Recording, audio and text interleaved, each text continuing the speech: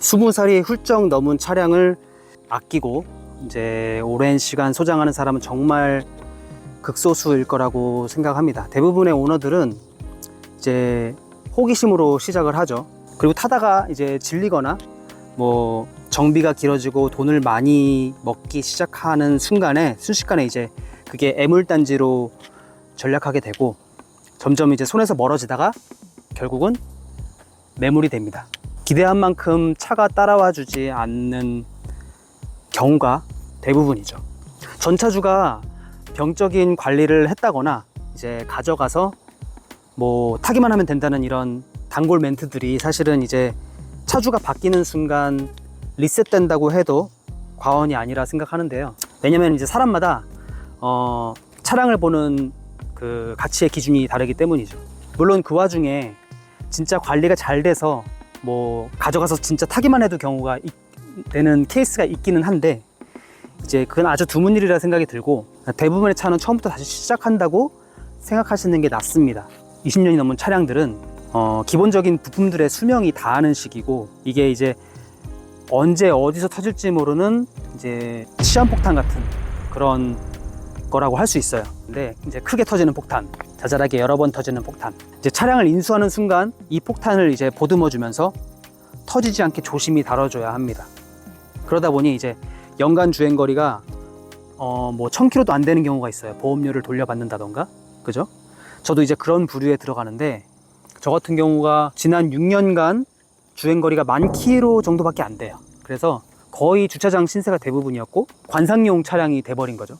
그러니까 오래된 차를 뭐 데일리로 타시는 분도 있겠지만 대부분 분들은 오래된 차는 좀 뭐랄까 소장을 직접 하지 않더라도 주차장에 좀 모셔두고 정비하고 고치고 하면서 좀 더 아끼죠. 사실 지난 세월이 있음에도 불구하고 이런 차를 살 때 분명 어딘가 문제가 있거나 있을 것이라는 것을 충분히 인지하고 있음에도 이제 순간적으로 눈이 이렇게 멀어버리게 되는데 한편으로는 이제 예상되는 수리비가 있음에도 보통은 포기할 수 없는 그 무언가가 있기 때문이죠. 차에 대해 잘 아시거나 경험이 많으신 분들은 동호회나 인맥을 통해서 특정할 수 있는 차량의 어떤 히스토리를 충분히 인지하고 인수를 하시겠지만 저같이 멀쩡한 차를 잘 타다가 뭔가에 갑자기 확 꼽혀가지고 처음으로 이런 연식의 차량을 인수를 할 경우에는 이제 뭐 주머니 사정과 더불어서 뭐 본인의 상황을 좀 더 정확히 알아야 될 필요가 있습니다. 그렇지 않으면 이제 매 순간마다 당황하는 순간이 올 수밖에 없어요. 제가 하는 얘기들이 이제 100% 정답이라고는 얘기할 수 없지만 적어도 순수하게 저의 경험으로부터 말씀드리는 것이기 때문에 알고 계시면 분명히 도움이 될 수 있을 거라고 생각을 합니다. 요즘에는 이제 20대 젊으신 분들도 약간 뭐라고 할까 빈티지 스타일, 자신과 비슷한 연령대의 차를 이렇게 구매를 해서 마치 어떤 패션의 한 부분처럼 타시는 분들도 있더라고요. 그러니까 과거에는 이제 오래된 차는 아저씨들이 타는 차로 좀 인식이 되었었는데 요즘은 좀 그렇지 않은 것 같고요. 전에 정말 갖고 싶었던 차는 사실은 C3 81년식을 좀 보고 고민했던 적이 있어요. 근데 솔직히 말하면은 감당할 자신이 없었죠. 차가 81년식이면 너무 오래됐으니까 어떤 일이 일어날지 모르는 거죠. 이 차도 마찬가지지만 나이와 상관없이 요즘에는 오래된 차도 젊으신 분들이 잘 타고 다닌다. 그래서 저희 동호회나 뭐 저희 이제 이 C5 타시는 분들도 연령층이 상당히 다양하기도 하지만 젊은 분들이 생각보다 많더라고요. 자, 방향성에 대해서 얘기를 해볼게요. 오래된 차를 유지하기 전에 먼저 우리는 컨셉을 잡아야 됩니다. 제가 말하는 컨셉은 여기선 방향성에 대한 말이에요. 그러니까 아시다시피 이런 차는 장기전으로 갑니다. 그러니까 아무리 잘 관리가 됐다 하더라도 진짜 내 차다 싶은 느낌이 생각보다 바로 오지가 않아요. 그러니까 최소 뭐 한 1년 정도는 지나야 비로소 이제 느낌이 좀 오기 시작하고 그때 1년이 지난 시점에 포기하는 사람이 생각보다 많습니다. 제가 느낀 제 차가 진짜 정말 제 차라고 느낀 시기는 1년이 훌쩍 넘어서 그러니까 일단은 저는 올도색 하고 나고 나니까 뭔가 이제 좀 내 차 같은 느낌이 들기 시작하더라고요. 그 전까지는 그냥 고장난 차 가져와서 고치기 바빴고 올도색을 하고 좀 정리를 하다 보니까 내 차다 싶은 생각이 들더라고요. 그래서 두 가지로 나눠볼게요. 내가 이 차를 가져온 이유가 무엇인가, 어떤 방식으로 이 차를 유지를 할 것인가, 이 두 가지에 대한 것들을 몇 번을 곱씹어서 생각해 보셔야 합니다. 여기서 절대 차가 그냥 막 단순히 그냥 이뻐서 가져오게 되면은 금전적으로도 멘탈적으로도 좀 손해를 봅니다. 차를 인수하기 전에 어느 정도 차에 대한 정보나 전 차주들에 대한 히스토리, 그리고 정비 스케일, 어떻게 정비가 될 거고 얼마나 정비를 할 것인지 같은 거는 어느 정도 파악을 하고 있어야 돼요. 그래서 제가 크게 이 방향성에 대해서 두 가지를 크게 한번 잡아봤어요. 그래서 첫 번째. 자, 그 차의 고질병. 그러니까 고쳐도 완벽하게 해결을 할 수 없다거나, 그러니까 수리나 정비에 한계가 있는 것이 무엇인지를 먼저 파악하는 게 첫 번째고요. 이 첫 번째 항목에는 정분 정비소 그리고 부품 수급에 대한 이슈가 가장 큽니다. 이거는 이제 무조건 첫 번째로 체크해야 되어야 될 항목이에요. 차가 이상이 생겨서 운행이 불가한 상황이 오면은 바로 콜할 수 있는 곳이 적어도 두 곳 이상은 있어야 돼요. 물론 보험사에 연락하면 어느 정도 케어는 해주겠지만, 갑자기 이 차가 문제가 생겼을 경우에 일반 정비소에서 해결을 못하게 될 경우에는 이 차를 전문적으로 봐주는 곳이 필요한데, 거기에 대한 커넥션이 없으면은 옮겨줄 수는 있지만 어디로 가야 되는지 난감하죠. 그래서 이 부분은 정말 중요하게 염두를 해두셔야 될 부분입니다.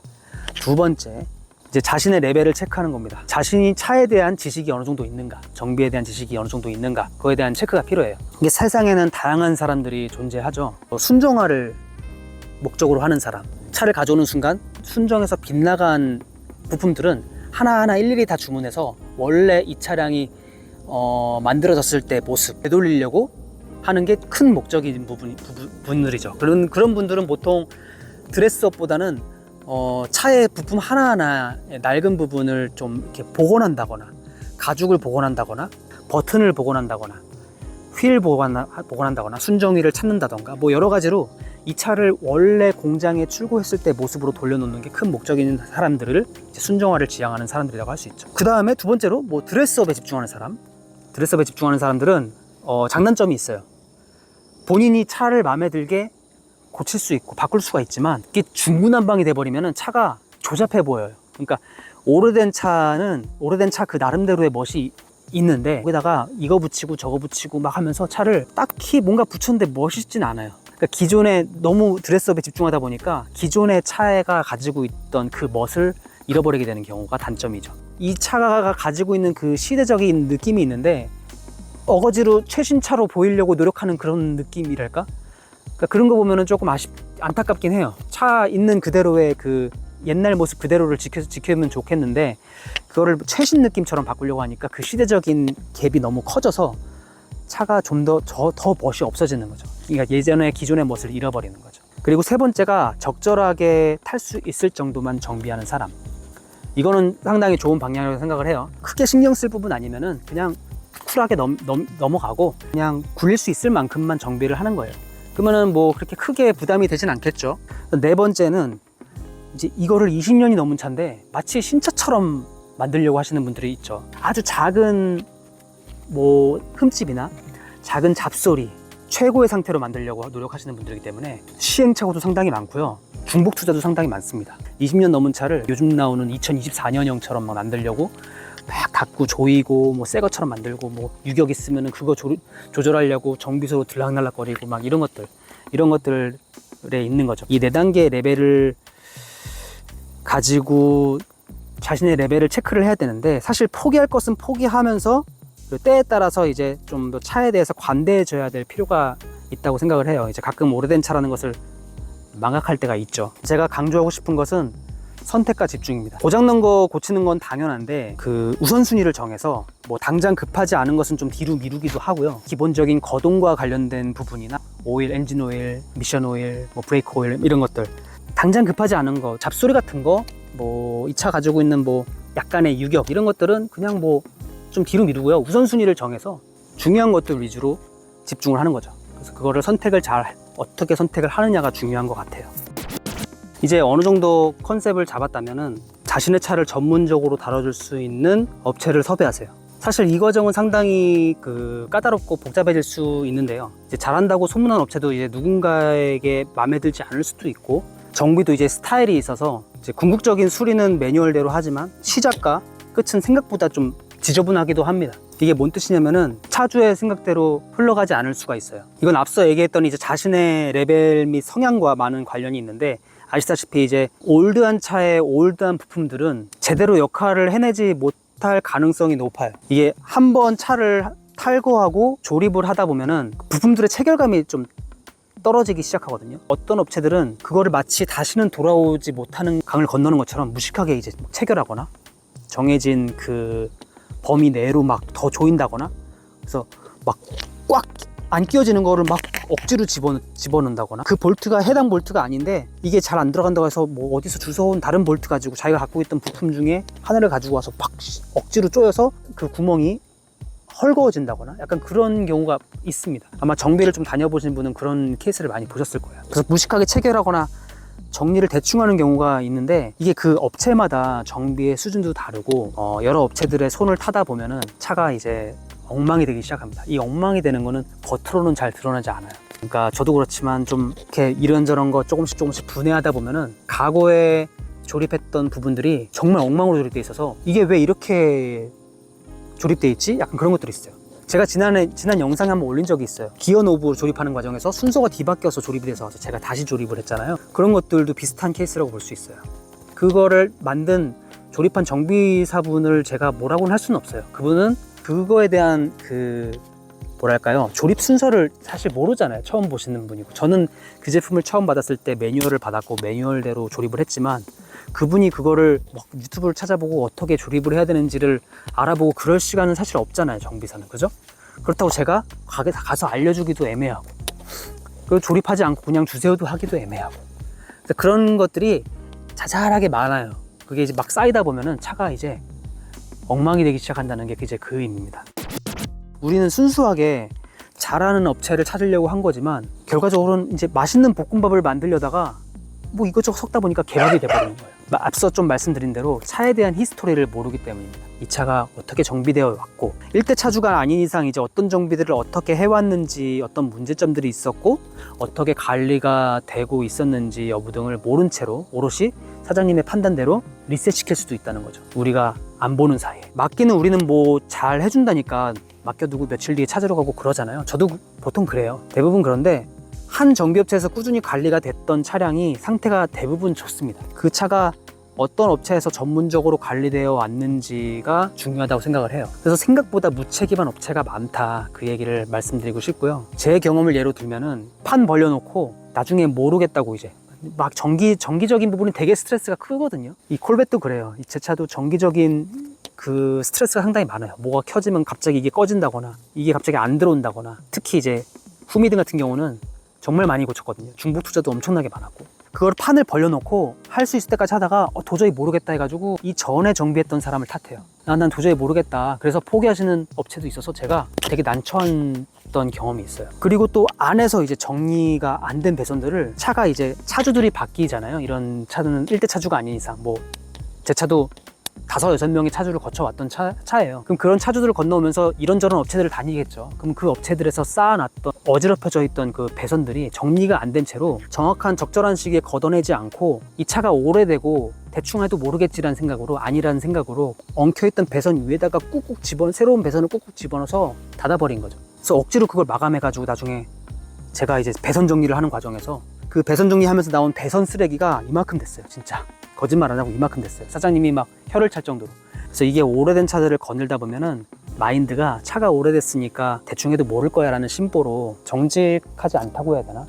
궁극적으로 보면은 오너십을 갖고 있지 않기 때문이에요. 어떻게 보면 당연한 건데, 내 손을 떠나면은 그만이지 뭐 그런 생각으로 하시는 업체들이 생각보다 많습니다. 자기 차처럼 관리해주는 업체가 좋은데 그런 업체를 찾기가 생각보다 쉽지 않죠. 정말 이 콜벳을 진짜 사랑하는 사장님이라던가, 아니면 과거에 콜백과의 어떤 특별한 인연이 있다던가, 약간 그런 게 아니라면은 그냥 거쳐가는 차니까 이거 고쳐주고 돈 받으면 그만이지 하면서, 그렇다면 이제 어떻게 해야 될까요? 이건 뭐 정확한 솔루션이라고는 할 수는 없어요. 하지만 제 경험에 비추어서 일단 제일 중요한 거는 정비를 배우는 겁니다. 뭐 정비를 배운다는 게 뭐 자격증을 따고 그런 소리는 아니고요. 기본적인 정비 있잖아요. 뭐가 이상이 생겼을 때 어디를 고치면은 해결이 된다, 어디가 이상이 생겼을 때는 어디에 문제가 있는 거다, 뭐 이 부분은 내가 직접 뜯어보고 연구도 해보고 소소한 과정들을 통해서 정비를 스스로 어느 정도 익혀야 됩니다. 그냥 무관심에 무조건 업체 돈으로 맡기면 되지라고 생각하시는 순간 차가 엉망이 됩니다. 본인 스스로 어느 정도 정비에 대한 그 지식은 있어야 돼요. 이거는 뭐 급하게 할 필요는 없지만 동호회 어떤 소규모 그룹이나 단톡방 같은 데 가서 자주 물어보고 배우시면 됩니다. 저도 그랬고요. 저도 아직 현재 진행형이고 제가 차 잘알도 아니지만 또 차 알못도 아니거든요. 그 애매한 위치에 있어요. 그래서 저는 계속 배워야 되는 상황이고 아직도 모르는 게 많습니다. 그 두 번째가 앞서 말씀드린 대로 한 업체를 선정해서 끝까지 가는 거예요. 사장님과 친해지는 거죠. 물론 그 사장님을 정하고 업체를 정하는 거는 정말 어려운 일이고 그 상황에서 중복 투자도 있을 거고 시행착오도 많을 거고 가장 쉬운 거는 이렇게 같은 차를 타시는 분들에게 소개를 받고 경험을 해보는 것인데 이것도 조금 쉽지 않은 부분이 상대방은 마음에 들어하는 업체지만 제가 마음에 안 들 수도 있어요. 특히 익스테리어 관련된 부분에서는 제가 생각하는 수준의 마감을 하지 못하는 케이스가 많았어요. 결국에는 뜯어내고 뭐 다른 업체 다시 가서 똑같은 작업을 다시 한다던가 이런 케이스가 좀 있었습니다. 큰 정비들은 사실 그렇게 몇 개 업체 정할 수 있는 업체가 몇 개 없어요. 그러니까 최대한 소개를 받으시고 그 소개받은 업체를 중심으로 자기의 성향과 레벨을 파악하고 꾸준히 맡기시면은 좀 더 안전하게 이런 오래된 차들을 안전하고 길게 유지하실 수 있습니다. 마지막으로 제가 들었던 얘기가 있어요. 이 차를 인수하기 전과 인수하기 후에 좀 조언을 주셨던 형님이 하신 말씀인데 그걸 믿어? 믿어? 그걸 믿어? 약간 이런 이 질문을 처음엔 저는 그냥 장난처럼 생각했는데 막상 차를 가져와서 겪어보니까 그 믿음이란 게 이 차를 제가 뭐 손바나 받고 요거 고쳤고 요거 교체해놨으니까 가져가서 타시면 됩니다 라고 하잖아요. 그 작업을 했고 안 했고 한 걸 믿어? 안 믿어? 이 그 했고 안 했고의 믿음이 아니라 그걸 했는데 잘 했는지 못 했는지에 대한 믿음을 얘기하는 거더라고요. 그걸 좀 나중에 깨달았어요. 분명 전차주가 손 받고 문제 없고 잘 작동했는데 그게 동일한 문제가 발생했을 때 열어보니까 마감이 진짜 그지같이 돼 있거나 대충 했다거나 부품이 뭔가 빠져 있다거나 다시 동일한 문제가 또 발생한다거나 그걸 다시는 일어나지 않도록 조치를 취했어야 됐는데 그러지 못했다거나 약간 그런 것들이죠. 전차주의 정비 이력도 물론 도움은 되지만 이제 결정적인 판단의 기준이 돼서는 안 된다. 그러니까 차를 전혀 모르는 상태에서는 아무래도 그런 부분들에 대해서 혹해가지고 차를 가져오게 되는데 이 차를 가져오는 순간 리셋된다. 그래서 다시 처음부터 한다고 생각을 하시고 1년에서 2년 정도는 기본적인 정비에 집중하시면서 이 차를 진짜 내 차로 만드는 과정이 필요하다는 겁니다. 20년이 넘어가서부터는 사람들이 보통은 영타이머로 들어간다고 해요. 클래식카와 올드카는 또 어떻게 보면 분류되는 것 같기도 하고, 그러니까 영타이머에 들어간다는 뜻은 이 차가 그 오랜 세월이 지났음에도 인정을 받기 시작하는 그 시점에 있다라는 의미 같아요. 이 차의 가치가 엄청나게 올라간다던가 그런 건 아닌 것 같고, 흔히 말하는 클래식카라고 있죠. 뭐 60년대 차량, 70년대 차량 막 이런 것들은 이제 클래식카라고 해서 가격이 많이 갑자기 올라간다던가 그 가치를 엄청나게 인정받기 시작한다고 보시면 되겠지만, 이런 영타이머 차량은 이제 가치를 인정받을 수 있을 가능성이 열리기 시작했다. 그때부터는 이제 내가 어떻게 이 차를 관리하는가에 따라서 이 차의 가치를 조금 높일 수도 있고, 물론 희소성은 기본적으로 깔고 가겠지만 무조건 희소하다고 해서 그 차가 뭐 가격을 올려받는다던가 그럴 수는 없는 거잖아요. 차의 가치를 정하는 건 차주의 몫이지만 여기다가 어떻게 엄청나게 큰 의미를 부여하고 싶지는 않은데, 제 차도 이제 영타이머에 들어가는 차량이라고 생각을 하기 때문에 이거를 제가 어떻게 유지를 할 것인가에 대한 고민이 있습니다. 이런 차들을 어떻게 유지를 했고 해왔고 어떻게 하면 좀 더 나은지에 대한 부분들을 설명드리고 싶었고, 그거를 이렇게 사용 설명서라고 거창하게 제목을 줘서 밤에 나와서, 여름이 좀 긴데 미쳤죠 날씨가. 10월까지 더울 수 있다고 하네요.